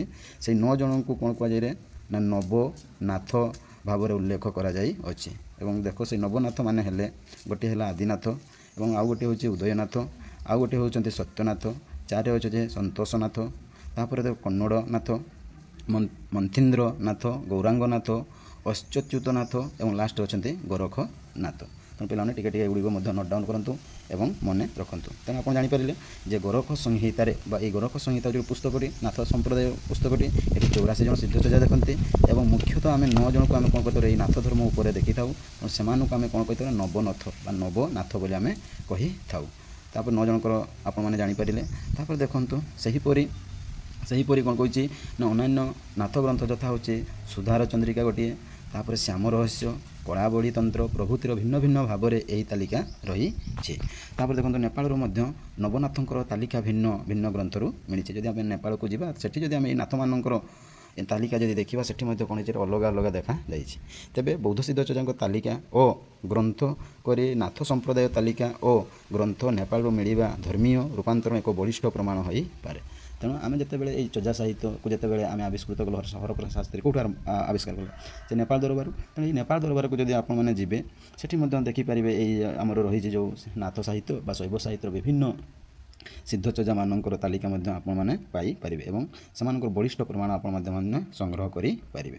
ତାପରେ ଦେଖ ବୌଦ୍ଧ ସାହିତ୍ୟ କ'ଣ କହୁଛି, ବୌଦ୍ଧ ସାହିତ୍ୟ ସିଦ୍ଧ କବିମାନଙ୍କ ପରବର୍ତ୍ତୀ କାଳରେ ଓଡ଼ିଶାରେ ନାଥ ଧର୍ମ ଓ ନାଥ ସାହିତ୍ୟ ବିକଶିତ ହୋଇଥିଲା। ତେଣୁ ଆଗ କାଳରେ ଆମେ ପ୍ରଥମେ ପାଇଥିଲୁ କ'ଣ ହେଉଛି ତେବେ ବୌଦ୍ଧ ସାହିତ୍ୟ ପରେ କ'ଣ ହେଇଛି ନାଥ ସାହିତ୍ୟ, ତେଣୁ ନାଥ ସାହିତ୍ୟ। ତେଣୁ ଆମେ ଏଠି ଜାଣିଲୁ ଯେ ନାଥ ସାହିତ୍ୟ ପୂର୍ବରୁ କ'ଣ ହେଇଥିଲା ଏ ବୌଦ୍ଧ ସାହିତ୍ୟ। ଯଦି ଆମେ ବୌଦ୍ଧ ସାହିତ୍ୟକୁ ଆମେ ଯେତେବେଳେ ଅଧ୍ୟୟନ କରିବୁ ବା ପଠନ କରିବୁ ତାପରେ ଆମେ ଜାଣିପାରିବୁ ଯେ ଓଡ଼ିଶାରେ କ'ଣ ହେଉଛି ଏଇ ନାଥ ଧର୍ମ ଏବଂ ନାଥ ସାହିତ୍ୟର ବିକଶିତ ହୋଇଥିଲା ବୋଲି ଆମେ ଜାଣିପାରିବୁ। ତେଣୁ ବୌଦ୍ଧ ଗାନ ଓ ଦୋହା ପରବର୍ତ୍ତୀ ଓଡ଼ିଆ ସାହିତ୍ୟ ରୂପେ ନାଥ ସାହିତ୍ୟକୁ ବିବେଚନା କରାଯାଇଥାଏ। ତେଣୁ ଆମେ ଯେଉଁ ପଢ଼ିବା ଯେଉଁ ବୌଦ୍ଧ ସାହିତ୍ୟ ପରେ ପରେ କ'ଣ ହେଇଛି ଏଇ ନାଥ ସାହିତ୍ୟର ମଧ୍ୟ ଆମମାନଙ୍କ ପାଖକୁ ଆସିଛି ବା ଦୃଷ୍ଟିଗୋଚର ହୋଇଛି ଏବଂ ନାଥ ସାହିତ୍ୟର କିଭଳି ପ୍ରସାର ହୋଇଛି ସମ୍ପ୍ରସାରଣ ହୋଇଛି ତାହା ଆମେ ଜାଣିପାରିବା। ତେଣୁ ଦେଖ ଏଇ ନାଥ ସାହିତ୍ୟ କେବେ ହେଇଛି ନା ଖ୍ରୀଷ୍ଟୀୟ 10ମ ଏକାଦଶ ଶତାବ୍ଦୀରେ ନାଥ ଧର୍ମ ଓ ନାଥ ସମ୍ପ୍ରଦାୟର ଏକ ନୂତନ ସ୍ୱତନ୍ତ୍ର ଧର୍ମ ସମ୍ପ୍ରଦାୟ ରୂପେ ବିକଶିତ ହୋଇସାରିଲାଣି। ତେଣୁ ଆପଣମାନେ ଜାଣିପାରିଲେ ମନେ ରଖିବେ ଯଦି ସେ ପ୍ରଶ୍ନରେ ପକାଇ ଦିଏ ଯେ ନାଥ ସମ୍ପ୍ରଦାୟର କେବେ ବିକଶିତ ହୋଇଥିଲା ଅନୁମାନିକ ମସିହା ବା ଖ୍ରୀଷ୍ଟାବ୍ଦ କେତେ, ତେଣୁ ଆପଣମାନେ ମନେ ରଖନ୍ତୁ ଯେଉଁ କହୁଛି ଖ୍ରୀଷ୍ଟୀୟ 10ମ ବା ଏକାଦଶ ଶତାବ୍ଦୀରେ ନାଥ ଧର୍ମ ଓ ନାଥ ସମ୍ପ୍ରଦାୟର କ'ଣ ହେଇଥିଲା ବିକଶିତ ହୋଇସାରିଥିଲା। ତାପରେ ଦେଖ ଖ୍ରୀଷ୍ଟୀୟ 12ଶ ଶତାବ୍ଦୀ ସୁଦ୍ଧା ଏହି ଧର୍ମ ଓଡ଼ିଶା ତଥା ଭାରତ ଅନ୍ୟାନ୍ୟ ଅଞ୍ଚଳକୁ ପ୍ରସାରିତ ହୋଇଯିବାର ପ୍ରମାଣ ରହିଛି। ତେଣୁ ଧୀରେ ଧୀରେ କ'ଣ ହେଇଛି ଦ୍ୱାଦଶ ତ୍ରୟୋଦଶ ବେଳକୁ କ'ଣ ହେଇଛି ଆମ ସାରା ଅଞ୍ଚଳ ଭାରତବର୍ଷର ସାରା ଅଞ୍ଚଳରେ କ'ଣ ହେଇଛି ନାଥ ଧର୍ମର ପ୍ରଚାର ହୋଇଛି। ନାଥ ଧର୍ମ ସହିତ ଶୈବ ସାହିତ୍ୟ ମଧ୍ୟ ପ୍ରଚାର ହୋଇଛି। ଗୋଟିଏ ପଟରେ ନାଥ ଧର୍ମ ପ୍ରଚାର ହେଉଛି, ଅନ୍ୟ ପଟରେ ଶୈବ ସାହିତ୍ୟ ମଧ୍ୟ ପ୍ରଚାର ହେଉଛି। ଏଇ ଯେଉଁ ଦୁଇଟି ସାହିତ୍ୟ ତାର ପୂର୍ବରୁ କ'ଣ ଥିଲେ ନା ବୌଦ୍ଧ ସାହିତ୍ୟ ରହିଥିଲା, ହଁ କି ନା? ତେଣୁ ବୌଦ୍ଧ ସାହିତ୍ୟକୁ ଯଦି ଆମେ ଅଧ୍ୟୟନ କରିବା ଧୀରେ ଧୀରେ ତେବେ ଆମେ ପାଇପାରିବା ଏଇ ଦୁଇଟି ସାହିତ୍ୟ ନାଥ ସାହିତ୍ୟ ଏବଂ ଶୈବ ସାହିତ୍ୟ। ତାପରେ ଦେଖ ଗୋରଖ ସଂହିତା ଅନୁସାରେ ଗୋରଖନାଥ ହେଉଛି ନାଥ ଧର୍ମର ପ୍ରବର୍ତ୍ତକ। ପିଲାମାନେ ଏଇଟା ମନେ ରଖନ୍ତୁ, ଭେରି ଇମ୍ପୋର୍ଟାଣ୍ଟ। କ'ଣ ହେଉଛି ନା ଏଇ ଗୋରଖ ସଂହିତାରୁ ଆମେ ଜାଣିପାରିବୁ କ'ଣ ହେଉଛି ନା ନାଥ ଧର୍ମର ପ୍ରବର୍ତ୍ତକ କିଏ ହେଉଛି ନା ଏଇ ଆମର ହେଉଛି ଗୋରଖନାଥ। ଗୋରଖନାଥ ହେଉଛନ୍ତି ନାଥ ଧର୍ମର ବା ନାଥ ସାହିତ୍ୟର ସେ କ'ଣ ହେଉଛନ୍ତି ପ୍ରବର୍ତ୍ତକ ବା ଜନକ କହିଲେ ଅତ୍ୟୁକ୍ତି ହେବ ନାହିଁ। ତାପରେ ଦେଖନ୍ତୁ ନାଥ ସଂଜ୍ଞାଧାରୀ ଯୋଗୀମାନେ ତାଙ୍କଠାରୁ ଜାତ ବୋଲି ଲୋକବିଶ୍ୱାସ ରହିଛି। ଏଇ ଯେଉଁ ନାଥ ଧର୍ମରୁ ସେମାନଙ୍କର ଲୋକବିଶ୍ୱାସ ହୋଇଅଛି। ତାପରେ ଦେଖନ୍ତୁ ତେଣୁ ତାଙ୍କ କ'ଣ ଲୋକବିଶ୍ୱାସ ରହିଛି। ତାପରେ ଦେଖ ନାଥ ଧର୍ମର ପ୍ରମୁଖ এই যে ନାଥ ଧର୍ମ ଯେଉଁ ଆମେ ଆଜି ଯେଉଁ ପଢ଼ୁଛୁ ନାଥ ସାହିତ୍ୟ ବା ନାଥ ଧର୍ମର ପ୍ରମୁଖ ପ୍ରଚାରକ ଆମେ ପାଇଲୁ ଗୋରଖନାଥ ଏବଂ ଏହି ପ୍ରମୁଖ ପ୍ରଚାରକ ପ୍ରବକ୍ତା ମାନେ ହେଲେ ପୁଣି ଅନ୍ୟ ଯେଉଁ ପ୍ରଚାରକ ମାନେ ହେଲେ କ'ଣ ହେଉଛନ୍ତି ନା ମୀନନାଥ ଜଣେ, ଗୋରଖନାଥ ଜଣେ, ବିନ୍ଦୁନାଥ, ଛାୟାନାଥ, ସତ୍ୟନାଥ ପ୍ରମୁଖ। ତେଣୁ ଆପଣମାନେ ବୁଝିପାରୁଥିବେ ଯେ ଗୋରଖନାଥ ଯେତେବେଳେ ଆବିଷ୍କୃତ ହୋଇସାରିଲା ପରେ ଏବଂ ଗୋରଖନାଥକୁ ଆମେ ନାଥ ଧର୍ମର ପ୍ରବର୍ତ୍ତକ କହିଲୁ ଏବଂ ଧୀରେ ଧୀରେ ପୁଣି କୌଣସିରେ ଅନ୍ୟ ନାଥମାନେ ସବୁ ଦେଖାଯାଇଛନ୍ତି ଯେମିତି ମୀନନାଥ, ଗୋରଖନାଥ, ବିନ୍ଦୁନାଥ, ଛାୟାନାଥ, ସତ୍ୟନାଥ ଇତ୍ୟାଦି। ତାପରେ ଦେଖ ନା ମୁଖ୍ୟତଃ ସିଦ୍ଧଚର୍ଯ୍ୟା ମତ୍ସ୍ୟେନ୍ଦ୍ରନାଥ ଏବଂ ଗୋରଖନାଥଙ୍କ ଦ୍ୱାରା 10ରୁ ଦ୍ୱାଦଶ ଶତାବ୍ଦୀ ମଧ୍ୟରେ କୌଣସିରେ ନାଥ ଧର୍ମର ବ୍ୟାପକ ପ୍ରସାର ଘଟିଥିଲା। ଏଇଟା ମଧ୍ୟ ପିଲାମାନେ ଟିକେ ଜାଣିଥାନ୍ତୁ, ଭେରି ଇମ୍ପୋର୍ଟାଣ୍ଟ ମଧ୍ୟ ହୋଇପାରେ ବା କ୍ୱେଶ୍ଚନରେ ଯଦି ସେ ଭିତରୁ ଯଦି ପକାଇଲା ତେବେ ଆପଣମାନଙ୍କୁ ଏଇଟା ନିହାତି ସେ ପଚାରିବ ଯେ ନାଥ ଧର୍ମର ବ୍ୟାପକ ପ୍ରସାର କେବେ ହେଇଥିଲା। କେବେ ନା 10ରୁ ଦ୍ୱାଦଶ ଶତାବ୍ଦୀରେ କ'ଣ ହେଇଥିଲା ପ୍ରଚାର ବ୍ୟାପକ ପ୍ରଚାର ଘଟିଥିଲା ବା ଅଧିକରୁ ଅଧିକ କ'ଣ ହେଇଥିଲା ପ୍ରଚାର ହୋଇଥିଲା। ଏବଂ କିଏ କେଉଁ ସିଦ୍ଧଚର୍ଯ୍ୟା ମାନେ କରିଥିଲେ? ଜଣେ ହେଉଛନ୍ତି ମତ୍ସ୍ୟେନ୍ଦ୍ରନାଥ ଏବଂ ଆଉ ଜଣେ ହେଉଛନ୍ତି ଗୋରଖନାଥଙ୍କ ଦ୍ୱାରା 10ମ ଦ୍ୱାଦଶ ଶତାବ୍ଦୀରେ এই ନାଥ ସାହିତ୍ୟ ସମ୍ପୂର୍ଣ୍ଣ ଭାବରେ ଓଡ଼ିଶା ସାରା ଏ ଭାରତ ସାରା କ'ଣ ହେଇଥିଲା ବ୍ୟାପକ ଭାବରେ ପ୍ରସାର ଘଟିଥିଲା ବା ବିସ୍ତାରିତ ହୋଇଥିଲା। ପିଲାମାନେ ଯଦି ଭିଡ଼ିଓଟି ଭଲ ଲାଗୁଛି ନିହାତି ଆପଣମାନେ କ'ଣ କରନ୍ତୁ ଲାଇକ୍ କରି ରଖନ୍ତୁ, ସବସ୍କ୍ରାଇବ୍ କରି ରଖନ୍ତୁ, ଯାହାଫଳରେ ମୁଁ ଯେତେବେଳେ ଯେଉଁ ଭିଡ଼ିଓ ଛାଡ଼ିବି ନିହାତି ଆପଣମାନଙ୍କୁ ପ୍ରଥମେ କ'ଣ କରିବା ନୋଟିଫିକେସନ୍ ଯିବ। ତାପରେ ଦେଖ ଯେ এই ମତ୍ସ୍ୟେନ୍ଦ୍ରନାଥଙ୍କର ଅନ୍ୟ ନାମ ଏଇଟା ପିଲାମାନେ ଟିକେ ମନେ ରଖନ୍ତୁ, ସର୍ଟ କ୍ୱେଶ୍ଚନ୍ ମଧ୍ୟ ଯଦି ପକାଇଦେବ ତେଣୁ ଆପଣମାନେ ନିହାତି ମନେ ରଖନ୍ତୁ ଯେ ମତ୍ସ୍ୟେନ୍ଦ୍ରନାଥଙ୍କର ଅନ୍ୟ ନାମ ହେଉଛି ମତ୍ସ୍ୟେନ୍ଦ୍ରନାଥ ବା ମୀନନାଥ। ମତ୍ସ୍ୟେନ୍ଦ୍ରନାଥ ବା ମୀନନାଥ ବୋଲି ଆମେ କହିଥାଉ। ତେଣୁ ସୁନ୍ଦର ଭାବରେ ମୁଁ ଆପଣମାନଙ୍କୁ ଗୋଟିଏ ପରେ ଗୋଟିଏ ଆପଣଙ୍କୁ ପଢ଼ାଇ ଦେଉଛି। ତେଣୁ ସେହିଭଳି ଆପଣମାନେ ମଧ୍ୟ ଭିଡ଼ିଓଟିକୁ ଥରେ ଦୁଇଥର ଦେଖନ୍ତୁ ଏବଂ ନୋଟ୍ ଡାଉନ୍ କରନ୍ତୁ, ଆପଣ ନିହାତି ବୁଝିପାରିବେ। ତାପରେ ଦେଖ ଯେ ଏଇ ଗୋରଖନାଥ ମତ୍ସ୍ୟେନ୍ଦ୍ରନାଥଙ୍କର ଶିଷ୍ୟ ଥିଲେ। ଏଇଟା ମଧ୍ୟ କ୍ୱେଶ୍ଚନ୍ ହେଇପାରେ ଯେ ଗୋରଖନାଥଙ୍କର ଶିଷ୍ୟ କିଏ ହେବ? ତେବେ ଆମେ ଜାଣିପାରିବା ଯେ ମତ୍ସ୍ୟେନ୍ଦ୍ରନାଥ ହେଉଛନ୍ତି ତାଙ୍କର ଶିଷ୍ୟ ଥିଲେ। ଏବଂ ଗୋରଖନାଥଙ୍କ ଉଦ୍ୟମରେ ନେପାଳରେ ଏକଦା ନାଥ ଧର୍ମ ଏକାନ୍ତ ଲୋକପ୍ରିୟ ହୋଇପାରିଥିଲା। କାହାଙ୍କ ଦ୍ୱାରା? ଏଇ ମତ୍ସ୍ୟେନ୍ଦ୍ର ଏବଂ ଗୋରଖନାଥଙ୍କ ଦ୍ୱାରା କ'ଣ ହେଇଥିଲା? ଏଇ ନେପାଳରେ କ'ଣ ହେଇଥିଲା? ନାଥ ଧର୍ମ ଅତି ସୁନ୍ଦର ଭାବରେ ଲୋକଙ୍କ ପାଖରେ ଲୋକଙ୍କ ଘରେ ଘରେ କ'ଣ ହେଇଥିଲା ପରିଚୟ ହୋଇପାରିଥିଲା। ପୁଣି ନାଥ ଧର୍ମର ଏକ ଯୋଗ ଭିତ୍ତିକ ହେବ ଯୋଗ ଭିତ୍ତିକ ଧର୍ମ। ନାଥ ଧର୍ମ ହେଉଛି ଏକ କ'ଣ ଧର୍ମ? ଏଇଟା ମଧ୍ୟ ସର୍ଟ କ୍ୱେଶ୍ଚନ୍ ଆପଣମାନଙ୍କ ପାଇଁ କ'ଣ ହେବ ନା ନାଥ ଧର୍ମ ଏକ ହେଉଛି ଯୋଗ ଭିତ୍ତିକ ଧର୍ମ। ଏଇଟା ଅଛି ତୋରେ ତ ହେବ ଭିତ୍ତିକ ଧର୍ମ। ପିଲାମାନେ ମନେ ରଖିଲ। ତେଣୁ ନାଥ ଧର୍ମ ହେଉଛି ଏକ ଯୋଗ ଭିତ୍ତିକ ଧର୍ମ। ଯେତେବେଳେ କ'ଣ ହେଲା ଲୋକମାନଙ୍କ ପାଖରେ ଯାଇକି ସେ ପହଞ୍ଚି ସାରିଲା, ଲୋକମାନଙ୍କର ପ୍ରିୟ ହୋଇସାରିଲା, ସେତେବେଳେ ଏ ନାଥ ଧର୍ମକୁ ଅତି ସୁନ୍ଦର ଅତି ସମସ୍ତେ କ'ଣ ଆଦରରେ କଲେ ଏବଂ ତାହାକୁ ସମସ୍ତେ କହିଲେ ଇଏ ହେଉଛି ଗୋଟିଏ ନାଥ ଧର୍ମ ହେଉଛି କ'ଣ ହେଉଛି ଆମର ଯୋଗ ଭିତ୍ତିକ ଧର୍ମ। ତାନ୍ତ୍ରିକ ବୌଦ୍ଧ ଧର୍ମ ଓ ପରବର୍ତ୍ତୀ କାଳରେ ନାଥ ଧର୍ମ ମଧ୍ୟରେ ପ୍ରକାଶିତ ହୋଇଥିଲା।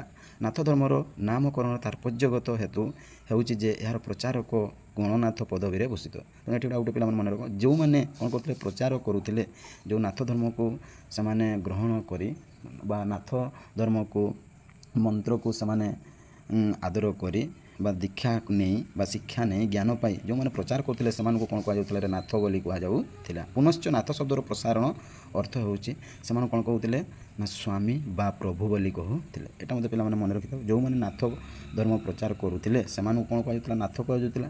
ଏବଂ ନାଥକୁ ପୁଣି ଅତ୍ୟଧିକ ବା ଆଉ ଟିକେ ତାଙ୍କର ଶବ୍ଦ ସାଧାରଣ ପାଇଁ ବା ସମ୍ମାନିତ କରିବା ପାଇଁ ସେମାନଙ୍କୁ କ'ଣ କରୁଥିଲେ? ନାଥମାନଙ୍କୁ ସ୍ୱାମୀ ବା ପ୍ରଭୁ ବୋଲି କହୁଥିଲେ। ହଁ କି ନାହିଁ? ଯେଉଁମାନେ ଦେଖିଥିବ ଆମ ଯେଉଁ ଗାଁ ଗଣ୍ଡାକୁ ଆସିଥାନ୍ତି ଯୋଗୀ ଋଷିମାନେ ଆମେ ତାକୁ କ'ଣ କହୁ? ବାବାଜୀ କହିଥାଉ, ଋଷି କହିଥାଉ କି ସନାତନ ଧର୍ମ କହିଥାଉ। ଠିକ୍ ସେହିପରି ଏମାନେ ଯେତେବେଳେ କ'ଣ କରୁ ପ୍ରଚାର କରୁଥିଲେ ସେମାନଙ୍କୁ ନାଥ କହିଲ ବା ସେମାନଙ୍କୁ ଆଉ ଟିକେ ଭଲ ପାଇଁ ସେମାନଙ୍କୁ କ'ଣ କହିଥାଉ? ସ୍ୱାମୀ ବା ପ୍ରଭୁ ବୋଲି ତୁମେ ମାନେ ସବୁ ଡାକିଥାଉ। ତାଙ୍କର ହେଉଛି ସମ୍ମାନୀୟ ସ୍ୱାମୀ ଆଉ ପ୍ରଭୁ। ତାପରେ ଦେଖନ୍ତୁ ଆଗକୁ ଏହି ମହାଯୋଗୀ ମାନେ ବା ଏହି ମହାଯୋଗୀ ପଶୁପତିନାଥ ଶିବ ନାଥ ଧର୍ମର ଉପସ୍ୟ ଦେବତା। ଏମାନଙ୍କର ତାହେଲେ ଆରାଧ୍ୟ ଦେବତା କିଏ ହେବ? ଶିବ। ତେଣୁ ଏଇଟା ଭେରି ଇମ୍ପୋର୍ଟାଣ୍ଟ। ଯେଉଁ ନାଥ ସମ୍ପ୍ରଦାୟର ତାଙ୍କର ଉପସ୍ୟ ଦେବତା କିଏ ପ୍ରଶ୍ନ ପଚାରିଲେ ସେତେବେଳକୁ ଲାଗିବ ଶିବ ବା ଶିବ ଶଙ୍କର। ତାପରେ ଦେଖ ନାଥ ଧର୍ମ ଏକ ଯୋଗ୍ୟ ମୁଖ୍ୟ ଧାର୍ମିକ ପରମ୍ପରା ଯାହାର ମୁଖ୍ୟ ପ୍ରଚାରକମାନେ ନାଥ ଭାବରେ ପରିଚିତ ହେଲେ। ଯେଉଁମାନେ ପ୍ରଚାର କଲେ ଏ ନାଥ ଧର୍ମକୁ ସେମାନଙ୍କୁ କ'ଣ କୁହାଗଲା? ନାଥ ବୋଲି କହିଲୁ। ତେଣୁ ନାଥକୁ ଆଉ ଟିକେ ଭଲ ଲାଗିବା ପାଇଁ ସ୍ୱାମୀ ବା ପ୍ରଭୁ କହିଲୁ। ଏବଂ ସେମାନେ ତାଙ୍କର ଦେବତା କିଏ ହେଲେ ଆମେ ଜାଣିଲୁ କିଏ ନା ଶିବ ହେଉଛି ତାଙ୍କର ଦେବତା। ତାପରେ ଦେଖ ଏହା ଶୈବ ଧର୍ମର ଏକ ଶାଖା ଭାବରେ ମନ୍ୟ, ଯେଉଁଠି ଯୋଗ ପଦ୍ଧତି ଶିବ ଉପାସନା କେନ୍ଦ୍ରୀୟ ଭୂମିକା ନିଭାଏ। ଏଇଟା ଭେରି ଇମ୍ପୋର୍ଟାଣ୍ଟ ପିଲାମାନେ ଯେଉଁମାନେ ଟିକେ ବେଶୀ ଜାଣିବା ପାଇଁ ଚାହୁଁଛନ୍ତି। ଦେଖ ଯେଉଁ ନାଥ ସାହିତ୍ୟକୁ ଯଦି ଜାଣିବା ପାଇଁ ବା ଶୈବ ଧର୍ମ ଉପରେ ଜାଣିବା ପାଇଁ ସେମାନଙ୍କର ଆରାଧ୍ୟ ଦେବତା ଦେଖ କିଏ ହେଉଛି? ଶିବ। ଏବଂ ସେମାନେ ଯେଉଁ ନାଥ ସାହିତ୍ୟ ଶିଖି ସାରିଲା ପରେ ସେମାନେ କ'ଣ କରୁଛନ୍ତି? ଯୋଗ ଭିତ୍ତିକ ପଦ୍ଧତି କହୁଥିଲେ ନା ସେତେବେଳେ ଏ ନାଥ ଧର୍ମ ପ୍ରଚାର ବା ଶୈବ ଧର୍ମ ପ୍ରଚାର ଯିଏ କରୁଛନ୍ତି ସେମାନଙ୍କୁ କ'ଣ କୁହାଯାଏ? ନା ଯୋଗ ଭିତ୍ତିକ ପଦ୍ଧତି ଏବଂ ତାଙ୍କର ଆରାଧ୍ୟ ଦେବତା ହେଉଛନ୍ତି କିଏ? ନା ଶିବ ବୋଲି ଆମେ ପାଇଲୁ। ତାପରେ ନାଥ ଧର୍ମ ବୌଦ୍ଧ ସହଜିଆ ସିଦ୍ଧ ଧାରା ସହ ଓ ତାଙ୍କର ଗୀତିକାର ଲୁଇପା କାହ୍ନୁପା ତନ୍ତିପା ସହ ଜଡ଼ିତ ବୋଲି କୁହାଯାଏ। ତେଣୁ ଆମେ ଯେତେବେଳେ ପଢ଼ିବୁ ବା ଆଉ ଟିକେ ଯେତେବେଳେ ଆମେ ଜାଣିଲୁ ଯେ ଏଇ ନାଥ ସାହିତ୍ୟ କେଉଁଠୁ ଆସିଛି ବା କାହା ସହିତ ଏମାନେ ଜଡ଼ିତ ନା ଆମେ ଯାଉଛି ବୌଦ୍ଧ ଗାନ ବା ଚର୍ଯା ଗୀତିକା ବା ଯେଉଁ ରହିଛି ଆଶ୍ଚର୍ଯ୍ୟ ଚର୍ଯାଶ୍ଚର୍ଯ୍ୟ ଏହିସବୁ ସାହିତ୍ୟରୁ ସେ କ'ଣ ହେଇଛି ରେ ଏଇ ନାଥ ଧର୍ମ ଆସିଛି ବୋଲି ଆମେ ବା ଜଡ଼ିତ ବୋଲି ଆମେ ଜାଣିଥାଉ। ତାପରେ ଏହି ଧର୍ମ ଓଡ଼ିଶା ସହିତ ସମ୍ପୂର୍ଣ୍ଣ ଭାରତରେ ଖ୍ରୀଷ୍ଟୀୟ 1200 ଶତାବ୍ଦୀରେ ଶୁଦ୍ଧ ବିସ୍ତାର ପାଇଥିଲା। ତେଣୁ ଆମେ ଜାଣିଥିଲୁ ତେଣୁ କ'ଣ ସେ ପାଇଥିଲା। ତାପରେ ଦେଖ ଏଇ ନାଥ ସାହିତ୍ୟକୁ କ'ଣ ହେଇଛି ରେ ଡକ୍ଟର ହଜାରୀ ପ୍ରସାଦ ଦ୍ୱିବେଦୀ ଏହି ଶ୍ଳୋକଟିର ଏହିପରି ଅର୍ଥ କରିଛନ୍ତି ଯେ କ'ଣ କହୁଛି ନାଥକୁ ସେ କ'ଣ କହୁଛନ୍ତି ଦେଖ ନାଥକୁ ସେ ସୁନ୍ଦର ଭାବରେ ଅର୍ଥରେ ବୁଝାଉଛନ୍ତି ନା ଶବ୍ଦର ଅର୍ଥ ହେଉଛି ମୋକ୍ଷ ଦାନର ଦକ୍ଷ ଅର୍ଥାତ୍ ଯାହା ମୋକ୍ଷ ପ୍ରାପ୍ତି ସମ୍ବନ୍ଧରେ ସମ୍ୟକ୍ ଜ୍ଞାନ ଜାତ କରାଏ ନାର ଅର୍ଥ। ତେଣୁ ଏଠି ଆପଣମାନେ ମନେ ରଖିଥିବେ ନା ଶବ୍ଦର ଅର୍ଥ କ'ଣ ସର୍ଟ କ୍ୱେଶ୍ଚନ୍ ପକାଇପାରେ ବା ଆପଣମାନଙ୍କୁ ନିହାତି ତାର ଅର୍ଥ ପଚାରିପାରେ ଯେ ଡକ୍ଟର ହଜାରୀ ପ୍ରସାଦ ଦ୍ୱିବେଦୀ ଏଇ ନାଥକୁ ଯେଉଁ ନା ଶବ୍ଦ କ'ଣ ଅର୍ଥରେ ବ୍ୟବହୃତ କରିଛନ୍ତି। ତେଣୁ ନା ଅର୍ଥର ଅର୍ଥାତ୍ ହେଉଛି ମୋକ୍ଷ ଦାନର ଦକ୍ଷ ପୁଣି ଜାତ କରାଏ। ତାପରେ ଥ ଅକ୍ଷର କ'ଣ ନା ଥ ଅର୍ଥ କାହାକୁ ବୁଝାଏ ଥ ଶବ୍ଦର ଅର୍ଥ ହେଉଛି ଦେଖନ୍ତୁ ଅଜ୍ଞାନର ଦୂରୀକରଣ। ଥର ଅର୍ଥାତ୍ ହେଉଛି ମନେ ରଖନ୍ତୁ ପିଲାମାନେ ଭେରି ଭେରି ଇମ୍ପୋର୍ଟାଣ୍ଟ। ଥର ଅର୍ଥାତ୍ ହେଉଛି ଅଜ୍ଞାନର ଦୂରୀକରଣ ଅର୍ଥାତ୍ ନାଥର ଆଶ୍ରୟରେ ନାଥ ବ୍ରହ୍ମାର ସାକ୍ଷାତକାର ହୋଇଥାଏ ଏବଂ ଅଜ୍ଞାନର ମାୟା ଆବରୁଦ୍ଧ ହୁଏ। ଏହା ନାଥ ସମ୍ପ୍ରଦାୟ ପୃଷ୍ଠା 3ରେ ବର୍ଣ୍ଣିତ ହୋଇଅଛି। ତେଣୁ ଆପଣମାନେ ଜାଣିପାରିଲେ ନାଥ ଯେଉଁ ଆମର ଗବେଷକ ଯେଉଁ କହୁଛନ୍ତି ଯେଉଁ ନାଥ ଯେଉଁ ଆପଣମାନେ ଯେଉଁ କହୁଛନ୍ତି ତେଣୁ ଏଇ ଗବେଷକ ହଜାରୀ ପ୍ରସାଦ କ'ଣ କହୁଛି ରେ ନାର ଅର୍ଥାତ୍ ହେଉଛି ମୋକ୍ଷଦାନର ଦକ୍ଷ ଏବଂ ଥର ଅର୍ଥ ହେଉଛି ଅଜ୍ଞାନର ଦୂରୀକରଣ। ତେଣୁ ତାହାକୁ ଆମେ କ'ଣ କହିଥାଉ ନାଥ ବୋଲି ଆମେ କହିଥାଉ। ତାପରେ ଦେଖ ଖ୍ରୀଷ୍ଟୀୟ 1200 ଶତାବ୍ଦୀ ସୁଦ୍ଧା ନାଥ ଧର୍ମ ଓଡ଼ିଶା ତଥା ଭାରତର ଅନ୍ୟାନ୍ୟ ଅଞ୍ଚଳକୁ ପରିବ୍ୟାପ୍ତ କରିଥିଲା ବା ହୋଇଥିଲା ଏହା ପଢ଼ିସାରିଛୁ। ତାପରେ ଏହି ଧର୍ମର ଉତ୍ପତ୍ତି ହେବ ଉତ୍ପତ୍ତି ସମ୍ପର୍କରେ ବହୁବିଧ ମତ ଦେଖାଯାଏ। ତେଣୁ ଯେତେବେଳେ ଧର୍ମଟି ସମସ୍ତେ ଜାଣିପାରିଲେ ସେତେବେଳେ ସମସ୍ତଙ୍କର ମତ କ'ଣ ହେଲାରେ ଅଲଗା ହେଲା ବା ତାଙ୍କ ସମସ୍ତଙ୍କର ମତ ଭିନ୍ନ ଭିନ୍ନ ବା ବହୁବିଧ ମତ ଦେଖାଯାଇଥିଲା। ତାପରେ ଦେଖ ଦ୍ୱାଦଶ ଏଠି ପିଲାମାନେ ଟିକେ ପ୍ରିଣ୍ଟିଂ ମିସ୍ ହେଇଛି ଏଇଟା ହେଉଛି ଦ୍ୱାଦଶ ଶତାବ୍ଦୀ ଠାରୁ ପଞ୍ଚଦଶ ଶତାବ୍ଦୀ ପର୍ଯ୍ୟନ୍ତ ଅର୍ଥାତ୍ ଚର୍ଯା ସାହିତ୍ୟ ପରଠାରୁ ସାରଳା ସାହିତ୍ୟର ଆରମ୍ଭ ପର୍ଯ୍ୟନ୍ତ ସମୟ ଓଡ଼ିଆ ସାହିତ୍ୟରେ ଘୋର ତମସାଚ୍ଛନ୍ନ ଯୁଗ। ତେଣୁ ଆମେ ଯେଉଁ ଜାଣିଥିଲୁ ଯେ ଯେଉଁ ଯୁଗ ପଞ୍ଚସଖା ଯୁଗର ପୂର୍ବବର୍ତ୍ତୀ ଯେଉଁ ପ୍ରାକ୍ ସାରଳାରେ ଏହା କ'ଣ ହେଇଥିଲା ଦୃଷ୍ଟିଗୋଚର ହୋଇଥିଲା ଏଇ ନାଥ ସାହିତ୍ୟ ଶୈବ ସାହିତ୍ୟ ତା ସହିତ ଚର୍ଯା ସାହିତ୍ୟ ମଧ୍ୟ। ତେଣୁ ସେହି ସମୟରେ କ'ଣ ହେଇଛି ନା ଓଡ଼ିଆ ସାହିତ୍ୟରେ ଘୋର ତମସାଚ୍ଛନ୍ନ ଯୁଗ ହୋଇଛି। ତାପରେ ଦେଖ ନାଥ ଧର୍ମ ପ୍ରଖ୍ୟାପକ 2 ବା ଏହି ଯୁଗରେ 3 ଖଣ୍ଡର ଆଲୋଚନା ଗ୍ରନ୍ଥ ମାନଙ୍କ ମଧ୍ୟରୁ ମାତ୍ର 2 ବା ବହୁ ତଦ୍ଭିଦ ମତ ପ୍ରକାଶ କରନ୍ତି। ତେଣୁ ଏହି ନାଥ ଧର୍ମକୁ ସମସ୍ତେ ବିଭିନ୍ନ ପ୍ରକାର ଭାବରେ ମତ ରଖିଛନ୍ତି ବା ଦ୍ୱିବିଧ ଭାବରେ ସେମାନେ ଏହି ନାଥ ସାହିତ୍ୟକୁ ଆଲୋଚନା କରିଛନ୍ତି ଏବଂ ଭିନ୍ନ ଭିନ୍ନ ମତ ଦେଇଛନ୍ତି ଏବଂ ସେଗୁଡ଼ିକ ପରିସରଭୁକ୍ତକୁ କରାଯାଇପାରେ। ଯେଉଁ ନାଥ ସମ୍ପ୍ରଦାୟର କେଉଁଠି ଆରମ୍ଭ ହେଲା କେଉଁ ଗ୍ରନ୍ଥରେ ତାହା ପ୍ରଚାର ହେଲା ସେଥିମଧ୍ୟରୁ କେତେଗୁଡ଼ିକ ଜାଣିବା ପାଇଁ ଆମେ କ'ଣ କରୁଛୁ ଏଇ ନାଥ ସାହିତ୍ୟର ଉପରେ ଯେଉଁ ଲେଖା ହେଇଥିବା ବହିଗୁଡ଼ିକୁ ମୁଁ କ'ଣ କରୁଛି ବର୍ତ୍ତମାନ ଗୋଟେ ଉପରେ ଆଲୋଚନା କରିଦେଉଛି। ତେଣୁ ଆପଣ ଜାଣିପାରିଲେ ଯେ ନାଥ ସାହିତ୍ୟ ଯେତେବେଳେ ଆବିଷ୍କାର ହେଲା ସେତେବେଳେ ବିଭିନ୍ନ ଆଲୋଚକମାନେ ବିଭିନ୍ନ କଥା କହିଲେ ଏବଂ ତାଙ୍କର ପ୍ରାମାଣିକ ତଥ୍ୟ ପାଇଁ ବିଭିନ୍ନ ଆମେ କ'ଣ କରୁଛୁ ଏଇ ବହିଗୁଡ଼ିକରୁ ଆମେ ବା ଏଇ ଗ୍ରନ୍ଥରୁ ଆମେ ଜାଣିପାରିବା ଯେ ନାଥ ସାହିତ୍ୟ କେବେ ଆବିଷ୍କୃତ ହୋଇଥିଲା ଏବଂ କେଉଁଠୁ ଏହା ଆସିଅଛି। ତେଣୁ ଦେଖ ପ୍ରଥମେ ଆମେ ଜାଣିବା ଏଇ ଯେଉଁ ନାଥ ସାହିତ୍ୟର ପ୍ରଥମ ନିଦର୍ଶନ କ'ଣ ହେଉଛି କିଏ ନା ଶିଶୁ ବେଦ। ଏଇ ଗ୍ରନ୍ଥଟିର ନାମ ହେଉଛି ଶିଶୁ ବେଦ। এই ଶିଶୁ ବେଦରୁ ଆମେ ଜାଣିପାରିବ ନାଥ ସାହିତ୍ୟ ଏବଂ ନାଥ ଧର୍ମର ପ୍ରଚାରକ ଏବଂ ପ୍ରସାରଣ। ଦେଖ ଶିଶୁ ବେଦ ତେଣୁ ଶିଶୁ ବେଦରେ ଲେଖା ହେଇଛି କ'ଣ এটা ହେଉଛି ଗୋଟେ ଗ୍ରନ୍ଥ ବା ବହିଟିର ନାମ ବୁଝିପାରିଲ ପିଲାମାନେ ଏଇଟା ହେଉଛି ଗ୍ରନ୍ଥ ବା ପୁସ୍ତକଟିର ନାମ। ଏଠି ଆମେ ଜାଣିବା ନାଥ ସାହିତ୍ୟର ପ୍ରଚାର ଏବଂ କେବେ ଆବିଷ୍କୃତ ହୋଇଥିଲା। ତେଣୁ ଦେଖ ନା ଶିଶୁବେଦ ଗ୍ରନ୍ଥରେ କ'ଣ ହେଇଛି ନା ନାଥ ଧର୍ମର ଏହା ଗୋଟିଏ ବିଶିଷ୍ଟ ଗ୍ରନ୍ଥ। ବୌଦ୍ଧଗାନ ଓ ଦୋହାର ପରବର୍ତ୍ତୀ କାଳର ସାହିତ୍ୟକୁ ପ୍ରଥମେ ଶିଶୁବେଦ ହିଁ ପ୍ରତିନିଧିତ୍ୱ କରେ। ଏହି ପରିପ୍ରେକ୍ଷୀରେ ଡକ୍ଟର ବଂଶୀଧର ମହାନ୍ତିଙ୍କର ଅଭିମତଟି ବେଶ ପ୍ରାସଙ୍ଗିକ। ସେ ତାଙ୍କର ଓଡ଼ିଆ ସାହିତ୍ୟର ପ୍ରାଚୀନତମ ରଚନା ଶିଶୁବେଦ ଶୀର୍ଷକ ପ୍ରବନ୍ଧରେ ଲେଖିଛନ୍ତି। କିଏ ଆମ ଯେଉଁ ଅଛନ୍ତି ତେଣୁ ଏଇ ଯେଉଁ ଶିଶୁବେଦର ଶୀର୍ଷକରେ ଲେଖିଛନ୍ତି କିଏ ଲେଖିଛି ଏଠାରେ କହିଲେ ନା ବଂଶୀଧର ମହାନ୍ତି ଯେଉଁ ଲେଖିଛନ୍ତି କ'ଣ ଲେଖିଛି ଏବଂ ତାଙ୍କ ଶୀର୍ଷକ କ'ଣ ରଖିଛନ୍ତି ଶୀର୍ଷକ ପ୍ରବନ୍ଧ ଲେଖିଛନ୍ତି ଅନ୍ୟ ଆବିଷ୍କୃତ ପର୍ଯ୍ୟନ୍ତ ବୌଦ୍ଧଗାନ ଓ ଦୋହା ପରେ ଶିଶୁବେଦକୁ ହିଁ ଓଡ଼ିଆ ସାହିତ୍ୟର ପ୍ରାଚୀନ ରଚନା ବୋଲି ଗ୍ରହଣ କରିବାକୁ ହେବ। ତେଣୁ ଏଠି ଆପଣମାନେ ଜାଣିପାରୁଛନ୍ତି କ'ଣ କହୁଛି ନା ଚର୍ଯା ସାହିତ୍ୟର ବୌଦ୍ଧଗାନ ଏବଂ ଦୋହା ପରେ ହିଁ ପ୍ରଥମେ କ'ଣ ହେଇଛି ରେ ଏଇ ଶିଶୁ ସାହିତ୍ୟ ହିଁ ଦେଖାଯାଇଛି ବା ନାଥ ସାହିତ୍ୟ ହିଁ ଦେଖାଯାଇଛି। এই ନାଥ ସାହିତ୍ୟ ଚର୍ଯା ସାହିତ୍ୟ ପରେ ପରେ ହିଁ ଦେଖାଯାଇଛି। ଏଟା କିଏ କହିଲେ ନା ବଂଶୀଧର ମହାନ୍ତି। ତାଙ୍କର କେଉଁ ବହିଟିର ନା ଶିଶୁବେଦ ଗ୍ରନ୍ଥଟିରେ ସେ କ'ଣ କରିଥିଲେ ଲେଖିଥିଲେ ଯେ ଏ ଆମର ନାଥ ସାହିତ୍ୟ ଏବଂ ନାଥ ଧର୍ମ ଠିକ୍ କ'ଣ ହେଇଛି ନା ବୌଦ୍ଧ ଜ୍ଞାନ ଏବଂ ଦୋହା ପରେ ପରେ ହିଁ ତାହା ଆବିଷ୍କୃତ ହୋଇଛି ବୋଲି ସେ କହିଲେ। ତାପରେ ଦେଖ ଆମର ଧାରଣା ଥିଲା ଯେ କଳସା ଚଉତିଶା ବା ସାରଳା ମହାଭାରତର ଓଡ଼ିଆ ସାହିତ୍ୟର ପ୍ରାଚୀନତମ ରଚନା ବୋଲି ଆମେ ଜାଣିଥିଲେ। ତେଣୁ ଆମେ ଭାବୁଥିଲୁ କ'ଣ ନା କଳସା ଚଉତିଶା ବା ସାରଳା ଦାସଙ୍କର ମହାଭାରତ ଏହା ଥିଲା ପ୍ରାଚୀନତମ ଗ୍ରନ୍ଥ ବୋଲି ଆମେ ଭାବୁଥିଲୁ। ନା, କିନ୍ତୁ ବଂଶୀଧର ମହାନ୍ତି କ'ଣ କହିଲେ ନା ଏହା ହେଉଛି ଚର୍ଯା ସାହିତ୍ୟର ଠିକ୍ ପରେ ପରେ ଆମର ଏ ନାଥ ସାହିତ୍ୟ ଆବିଷ୍କୃତ ହୋଇଛି। ଏବଂ ତାଙ୍କ ବହି ଯେଉଁ ରହିଥିଲା ଶିଶୁବେଦ ସେଇଠି ସେ କ'ଣ କଲେ ତାଙ୍କର ରଚନାକୁ ଦେଖେଇଥିଲେ। ତାପରେ ଦେଖ କ'ଣ କହିଲେ ନା ଶିଶୁବେଦ ପ୍ରାପ୍ତି ପରେ ଆମର ସେ ସାଧାରଣ ଦୂରୀଭୂତ ହୋଇଯାଇଛି। ଶିଶୁବେଦର ଲେଖକ ହେଉଛନ୍ତି କିଏ ଆମେ ଜାଣିଛୁ, କିଏରେ ଗୋରଖନାଥ। ଏବଂ ଗ୍ରନ୍ଥଟିର ରଚନା କାଳ ଏକଦଶ କିମ୍ବା ଦ୍ୱାଦଶ ଶତାବ୍ଦୀରେ ଗ୍ରହଣ କରାଯାଇଥାଏ। ତାପରେ ଦେଖ ଡକ୍ଟର ସେଇଭଳି ଆଉ ଜଣେ ଗବେଷକ ହେଉଛନ୍ତି କିଏ ନା ଡକ୍ଟର ହେଉଛି ଦୋଳଗୋବିନ୍ଦ ଶାସ୍ତ୍ରୀଙ୍କ ମତରେ ସୁଷମା ଶବ୍ଦରୁ ଏଠି ଦେଖ ପିଲାମାନେ କ'ଣ କହୁଛି ଟିକେ କ'ଣ କହୁଛି ନା ଆଉ ଜଣେ ଲେଖକ ହେଉଛନ୍ତି କିଏ ନା ଡକ୍ଟର ଦୋଳଗୋବିନ୍ଦ ଶାସ୍ତ୍ରୀଙ୍କ ମତରେ ସୁଷମା ଶବ୍ଦରୁ ଶିଶୁ ଶବ୍ଦ ଗୃହୀତ ହୋଇଥିବାରୁ ଏହାର ବନାନ ଶିଶୁବେଦ ଅଧିକ ଯୁକ୍ତିସଙ୍ଗତ ହେବ ବୋଲି ସେ କହୁଛି। ଯେଉଁ ଆମେ କହୁଥିଲୁ ଶିଶୁବେଦ ଏଇଟା କେଉଁଠି ଅଛି ନା ସୁଷୁ ଶବ୍ଦରୁ ଏହା ଆସିଛି ବୋଲି କୁହାଯାଇଛି। ପୁଣି ଧୀରେ ଧୀରେ କ'ଣ ହେଲା ଏହାର ବନାନ କ'ଣ ହେଇଛି ରେ ଶିଶୁବେଦ ଅଧିକ ଯୁକ୍ତିସଙ୍ଗତ ହୋଇଛି। ଶିଶୁବେଦ ତାପରେ ଧୀରେ ଧୀରେ ବନାନରେ କ'ଣ ହେଇଛି ତ୍ରୁଟିପୂର୍ଣ୍ଣ ହୋଇକରି ସଠିକ୍ ଆସିଅଛି। ତାପରେ ସିଦ୍ଧନାଥ ଯୋଗୀମାନେ ସୁଷମା ନାଡ଼ୀର ସହାୟତାରେ ଯୋଗ ସାଧନା କରିଥାନ୍ତି। କ'ଣ ହେଇଛି ଆମମାନଙ୍କ ଯେଉଁ ସୁଷମା ନାଡ଼ୀ ଯେଉଁ ହାତ ପାଖରେ ଯେଉଁ ଧରନ୍ତି ସେଇଟାକୁ ସୁଷମା ନାଡ଼ୀ କୁହାଯାଏ। ସେ ସୁଷମା ନାଡ଼ୀରେ ସେମାନେ କ'ଣ କରିଥାନ୍ତି ନା ତାଙ୍କର ଯୋଗ ସାଧନା ସେମାନେ କରିଥାନ୍ତି। ସୁତରାଂ ଶିଶୁବେଦ ଯୋଗ ସାଧନା ସମ୍ପର୍କିତ ଗ୍ରନ୍ଥ। କ'ଣ କହୁଛି ଶିଶୁବେଦକୁ ସେ କ'ଣ କହୁଛି ଯୋଗ ସାଧନା ସମ୍ପର୍କିତ ଗ୍ରନ୍ଥ ବୋଲି ସେମାନେ କହୁଛନ୍ତି। ଏବଂ ନାଥ ଧର୍ମର ଏହା ବେଦ କହିଲେ ଅତ୍ୟୁକ୍ତି ହେବ ନାହିଁ। ଶିଶୁବେଦର ଆଦର୍ଶର ଆଦି ଗ୍ରନ୍ଥ। ତେଣୁ ଏହି ଶିଶୁବେଦକୁ କ'ଣ କହିଲେ ତେଣୁ ପ୍ରଥମେ ଆଦି ଗ୍ରନ୍ଥ ବୋଲି କହିଲେ। ତାପରେ ଦେଖ ଶିଶୁବେଦ ଉଭୟ ପଦ୍ୟ ଓ ଗଦ୍ୟ ଶୈଳୀରେ ରଚିତ। ଭେରି ଇମ୍ପୋର୍ଟାଣ୍ଟ ପିଲାମାନେ ଯେହେତୁ ନାଥ ସାହିତ୍ୟ ପଢ଼ୁଛନ୍ତି ତେଣୁ ଏହା ହେଉଛି କ'ଣ ହେଉଛି ରେ ଏ ଶିଶୁବେଦ ଭେରି ଇମ୍ପୋର୍ଟାଣ୍ଟ। ଏହା ହେଉଛି ଗଦ୍ୟ ଏବଂ ପଦ୍ୟ ଶୈଳୀରେ ରଚିତ। ତେଣୁ ଆପଣମାନଙ୍କୁ ପକାଇଦେବ ଯେ ଶିଶୁବେଦ କ'ଣ ଗଦ୍ୟ ନା ପଦ୍ୟ ନା ଗଦ୍ୟ ଓ ପଦ୍ୟ ଶୈଳୀରେ ରଚିତ ବା କେଉଁଠି ନା। ତେଣୁ ଆପଣମାନଙ୍କୁ ମନେ ରଖିବାକୁ ହେବ ଯେ ଶିଶୁବେଦ ହେଉଛି ଗଦ୍ୟ ଓ ପଦ୍ୟ ଶୈଳୀରେ ରଚିତ। ଶିଶୁବେଦର କେତୋଟି ପଙ୍କ୍ତି ନିମ୍ନରେ ଉଦ୍ଧାର କରାଯାଇଛି। ଦେଖ ବର୍ତ୍ତମାନ କେମିତି ଗଦ୍ୟ ଏବଂ କେମିତି ପଦ୍ୟରେ ନା କ'ଣ କହୁଛି ନା ଗୋଟିଏ ପଙ୍କ୍ତି ଦେଖ ପଢ଼ ନା ଜହ୍ନକ ବୋକ ନ ହଲାଇ ନୀର।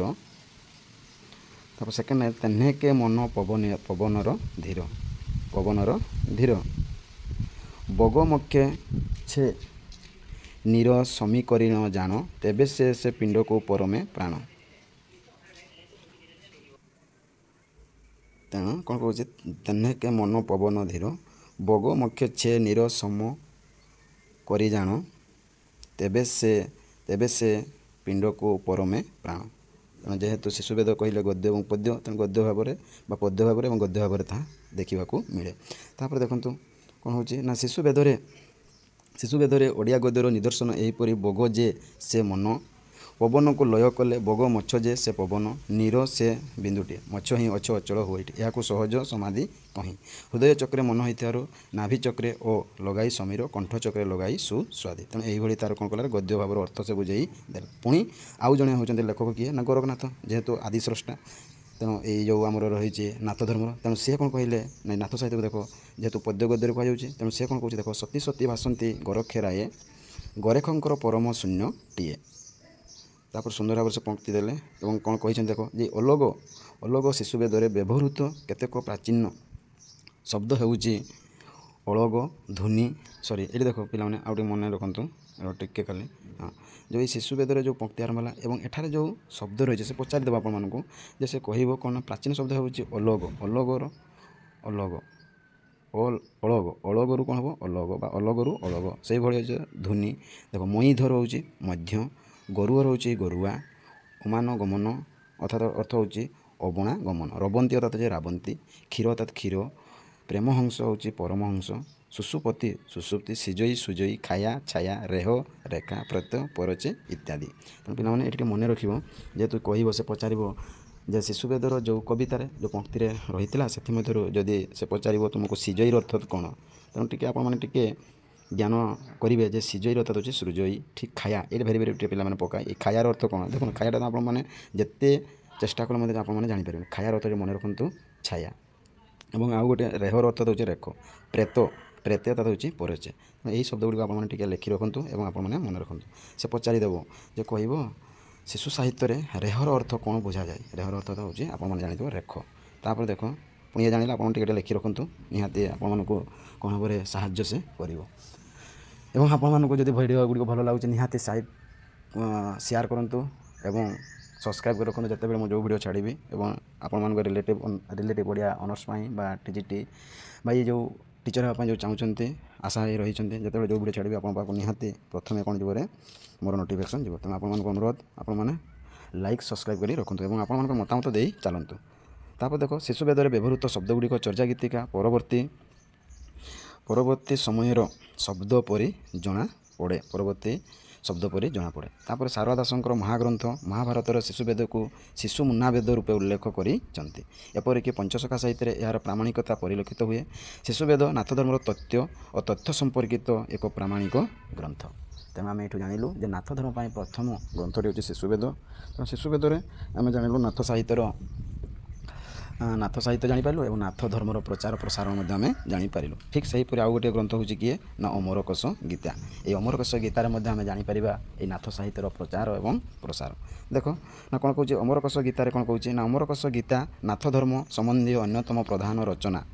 ଏହାର ଆଦିନାଥଙ୍କ ନାମରେ ଭଣିତା ହୋଇଛି। ଭେରି ଇମ୍ପୋର୍ଟାଣ୍ଟ ପିଲାମାନେ ନା ଏଇଟା ମନେ ରଖ ଯେ ଅମରକୋଷ ଗୀତା କାହା ନାମରେ ଭଣିତା ହୋଇଛି ବା କାହା ନାମରେ ଗାନ କରାଯାଇଅଛି। ତେଣୁ ଏଠି ଭେରି ଇମ୍ପୋର୍ଟାଣ୍ଟ ପିଲାମାନେ ଆଦିନାଥଙ୍କ ନାମରେ।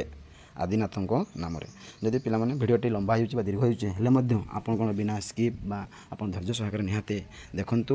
ନିହାତି ଆଶା କରୁଛି ଅତି ସୁନ୍ଦର ସରଳ ବୁଝାଉଛି, ତେଣୁ ଆପଣମାନେ ବୁଝିପାରିବେ। ତେଣୁ ଆମେ ଜାଣିଲୁ ଯେ ଅମରକୋଷ ଗୀତା ଯେଉଁ ରଚନାରେ ଗ୍ରନ୍ଥରେ କାହା ନାମରେ ଭଣିତ କରାଯାଇଛି ନା ଆମେ ଜାଣିଲୁ ଆଦିନାଥ ନାମରେ କ'ଣ ହେଇଛି ଭଣିତା କରାଯାଇଅଛି। ତାପରେ ଚାଲନ୍ତୁ ଦେଖ ନା ରଚନା କାଳ ଏଇ ଯେଉଁ ଅମରକୋଷ ଗୀତାର ରଚନା କାଳ କେବେ ନା 1300 ବା 1400 ଶତାବ୍ଦୀରେ ବୋଲି ସ୍ଥିର କରାଯାଇଅଛି। ଏବଂ ଏଠାରେ ଗୁରୁ ଆଦିନାଥ ଓ ଶିଷ୍ୟ ଲୟୀଙ୍କର କଥନ ଭଙ୍ଗୀରେ ଏହି ତଥ୍ୟାଶ୍ରୟୀ ଗ୍ରନ୍ଥଟି ରଚିତ ହୋଇଛି। ଏଇଠି ପିଲାମାନେ ଆଉ ଟିକେ ମନେ ରଖ ଯେ ଅମରକୋଷ ଗୀତାଟି କାହାଙ୍କ ଦ୍ୱାରା କଥୋପ ଭଙ୍ଗୀରେ ଗ୍ରନ୍ଥଟି ରଚିତ ହୋଇଛି ନା ଗୁରୁ ଆଦିନାଥ ଏବଂ ଶିଷ୍ୟ ଲୟୀଙ୍କର।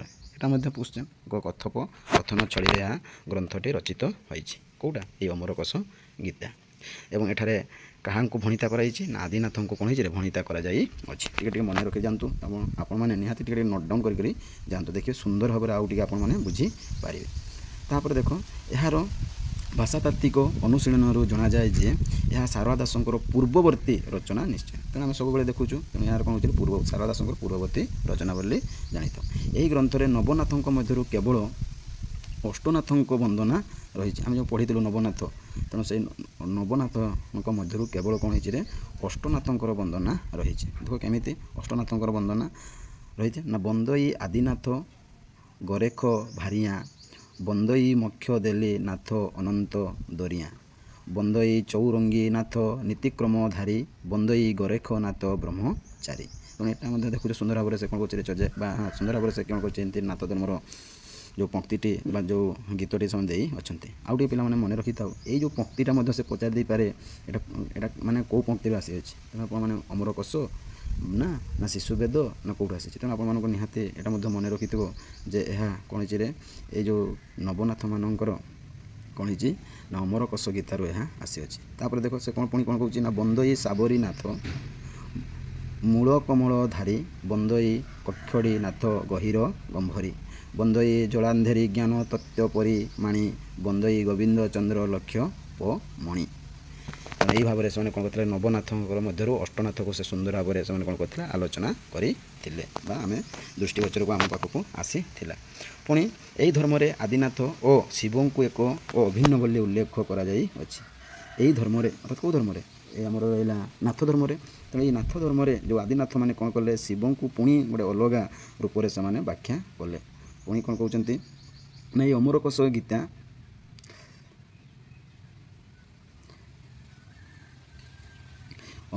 ଗୀତା ଓଡ଼ିଆରେ ରଚିତ ଗୀତା ସାହିତ୍ୟର ଆଦି ଗ୍ରନ୍ଥ ଭାବରେ ସ୍ୱୀକୃତି ଲାଭ କରିଛି। ଏଟାକୁ ମଧ୍ୟ ସେମାନେ କ'ଣ କହିଲେ ଯେ ଆଦି ଗ୍ରନ୍ଥ ବୋଲି ବା ପ୍ରଥମ ସାହିତ୍ୟ ବୋଲି କହିଲେ।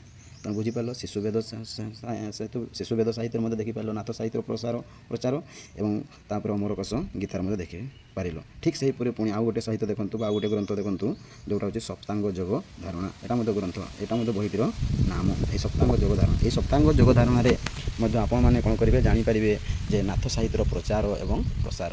ତାପରେ ଯେତେବେଳେ ଆପଣମାନେ ଥିଓରି ଜାଣିସାରିଲା ପରେ ମୁଁ କ'ଣ କରିବି ଏଇ ନାଥ ସାହିତ୍ୟ ଓ ଶୈବ ସାହିତ୍ୟ ଉପରେ ଯେତେ ଗୁଡ଼ିଏ ଗୁରୁତ୍ୱପୂର୍ଣ୍ଣ ସଂକ୍ଷିପ୍ତ ପ୍ରଶ୍ନଗୁଡ଼ିକୁ ମୁଁ କ'ଣ କରିବି ଆଲୋଚନା କରିଦେବି। ତେଣୁ ଆପଣମାନଙ୍କୁ ଅନୁରୋଧ ନିହାତି ଆପଣମାନେ ଥିଓରି ଭିଡ଼ିଓକୁ ନିହାତି ଆଗରେ ଦେଖନ୍ତୁ, ତାର ବେସିକ୍ ଜିନିଷ ଜାଣନ୍ତୁ, ତାପରେ ଆପଣମାନେ ନିହାତି ଜାଣିପାରିବେ ଏଇ ନାଥ ସାହିତ୍ୟର ତାର ସଂକ୍ଷିପ୍ତ ପ୍ରଶ୍ନଗୁଡ଼ିକ। ତେଣୁ ତାପରେ ଦେଖ ଆମେ ଜାଣିଲୁ ପୁଣି କ'ଣ ହେଇଛି କହୁଛେ ଏଇ ସପ୍ତାଙ୍ଗ ଯୋଗ ଧାରଣା ଗ୍ରନ୍ଥରେ ମଧ୍ୟ ଆମେ ଆଜି ଜାଣିପାରିବା ଏଇ ନାଥ ସାହିତ୍ୟର। ଦେଖ ନା କ'ଣ କହୁଛେ ସପ୍ତାଙ୍ଗ ଯୋଗ ଧାରଣାରେ ନା ଯୋଗ ସାଧନା ସମ୍ପର୍କିତ ପ୍ରସଙ୍ଗରୁ ପଦ୍ୟକାରରେ ମତ୍ସ୍ୟେନ୍ଦ୍ରନାଥ ଓ ଗୋରଖନାଥଙ୍କର କଥୋପକଥନ ଭଙ୍ଗୀରେ ଏହା ରଚିତ ହୋଇଛି। ପୁଣି ଏଠି ମଧ୍ୟ କହିଲେ, ତେଣୁ ଏଟା ମଧ୍ୟ ପିଲାମାନେ ଭେରି ଇମ୍ପୋର୍ଟାଣ୍ଟ। ଏଇ ସପ୍ତାଙ୍ଗ ଯୋଗ ଧାରଣାରେ କାହାଙ୍କ କଥୋପକଥନ ଭଙ୍ଗୀରେ ବର୍ଣ୍ଣିତ ହୋଇଛି, ଏଇଟା ମଧ୍ୟ ପିଲାମାନେ ନୋଟ୍ ଡାଉନ୍ କର। ଏଇଟା ହେଉଛି ମତ୍ସ୍ୟେନ୍ଦ୍ରନାଥ ଓ ଗୋରଖନାଥଙ୍କ ଦ୍ୱାରା କ'ଣ ହେଇଛି ଏ ସପ୍ତାଙ୍ଗ ଯୋଗ ସାଧନା ଗ୍ରନ୍ଥଟି କଥୋପକଥନ ଭଙ୍ଗୀରେ ରଚିତ ହୋଇଛି। ତାପରେ ଯୋଗ ସାଧନାର ମାଧ୍ୟମ ହେଉଛି ମଣିଷର ଇନ୍ଦ୍ରିୟ, ମଣିଷର ଶରୀର ଯେଉଁ ଇନ୍ଦ୍ରିୟ ସେଇଟା ହେଉଛି ତାଙ୍କର ମୁଖ୍ୟ ବୋଲି ସେମାନେ କହିଲେ। ସୁତରାଂ ମନୁଷ୍ୟର ଶରୀରରେ 7ଟି ଆମେ କ'ଣ ହେଇଛୁ 7ଟି ଅଙ୍ଗ ଅଛି। ସେଥିମଧ୍ୟ ଦେଖ ଗୋଟିଏ ହେଉଛି ହସ୍ତ, ହାତ, ପଦ, ଚକ୍ଷୁ, ନାସିକ, କର୍ଣ୍ଣ, ଜିହ୍ୱା ଏବଂ ତିକ୍ୟ। ଏଇ ଯେଉଁ 7ଟି ମଧ୍ୟରେ ଯୋଗ ପ୍ରକ୍ରିୟା ଧାରଣ କରିବା ହେଉଛି ସପ୍ତାଙ୍ଗ ଯୋଗ ସାଧନା। ତେଣୁ ସେମାନେ କହିଲେ ମଣିଷ ଶରୀରରେ ଯେଉଁ ରହିଅଛି 7ଟି ଅଙ୍ଗକୁ ସେମାନେ କ'ଣ କହୁଛନ୍ତି ସପ୍ତାଙ୍ଗ ଯୋଗ ସାଧନା ବୋଲି କହୁଛନ୍ତି। ଏବଂ 7ଟି ଯେଉଁ ଅଙ୍ଗ ଜାଣିପାରିଲେ ହସ୍ତ, ପଦ, ଚକ୍ଷୁ, ନାସିକା, କର୍ଣ୍ଣ, ଜିହ୍ୱା ଏବଂ ତକ୍ୟ। ତାପରେ ଦେଖନ୍ତୁ ଏହି ଗ୍ରନ୍ଥରେ ଯମ, ନିୟମ, ଆସନ, ପ୍ରାଣାୟାମ, ଇଡ଼ା, ପିଙ୍ଗଳା, ସୁଷମା, ଷଡ଼ଚକ୍ର ମଧ୍ୟ ଦେଇ ସହସ୍ର ପଦ୍ମରେ ସ୍ୱାଧିଷ୍ଠାନ ଚକ୍ରରେ ଈଶ୍ୱର ସାକ୍ଷାତର ବିଷୟ ବେଶ ଯୋଗୀ ସୁଲଭ ଶୈଳୀରେ ଉପସ୍ଥାପନ କରାଯାଇଅଛି। ତେଣୁ ଯେହେତୁ ଏଇଟା ଯୋଗ ସାଧନା ସାହିତ୍ୟ, ତେଣୁ ମଣିଷର ଯେଉଁ ରହିଛି ଇନ୍ଦ୍ରାୟୁ ବା ଇନ୍ଦ୍ର, ତେଣୁ ତାହାଙ୍କୁ ନେଇ ସେମାନେ କ'ଣ କରିଥିଲେ ଏହି ସାହିତ୍ୟଟିକୁ ସୃଷ୍ଟି କରିଥିଲେ। ପୁନଶ୍ଚ ଏଠାରେ ଉଲ୍ଲେଖଯୋଗ୍ୟ ଯେ ସପ୍ତାଙ୍ଗ ଯୋଗର ଅନ୍ୟତମ ପ୍ରତିପାଦିକ ବିଷୟ ହେଉଛି 7 ଭର ଅନୁସାରେ ପବନ ସାଧନା ଏବଂ କର୍ତ୍ତବ୍ୟ ସାଧନ ଯୋଗ ହେଉଛି ସପ୍ତାଙ୍ଗ ଯୋଗ।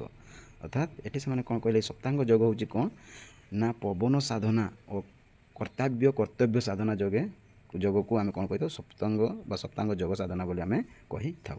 ଏବଂ ଏହି ଗ୍ରନ୍ଥଟିରେ ଦେଖ ଉଲ୍ଲେଖ ଅଛି ଯେ କ'ଣ ଅଛି ବା ଉଲ୍ଲେଖ ରହିଛି ବା ସେମାନେ କ'ଣ କହିଛନ୍ତି ରହିଛି ଦେଖ ପକ୍ତିଟି ରହିଛି କ'ଣ ପକ୍ତିରେ ନା ମତ୍ସ୍ୟେନ୍ଦ୍ରନାଥ ଯେ ଏଇଟା ମାନେ ପିଲାମାନେ ମନେ ରଖିଦେବ। ଏଇ କୋଟେସନ୍ ମଧ୍ୟ ସେ ପକାଇଦେବ ଆଉ ପଚାରିବ ଏଇଟା କେଉଁ ବିଷୟରୁ ଆସିଅଛି।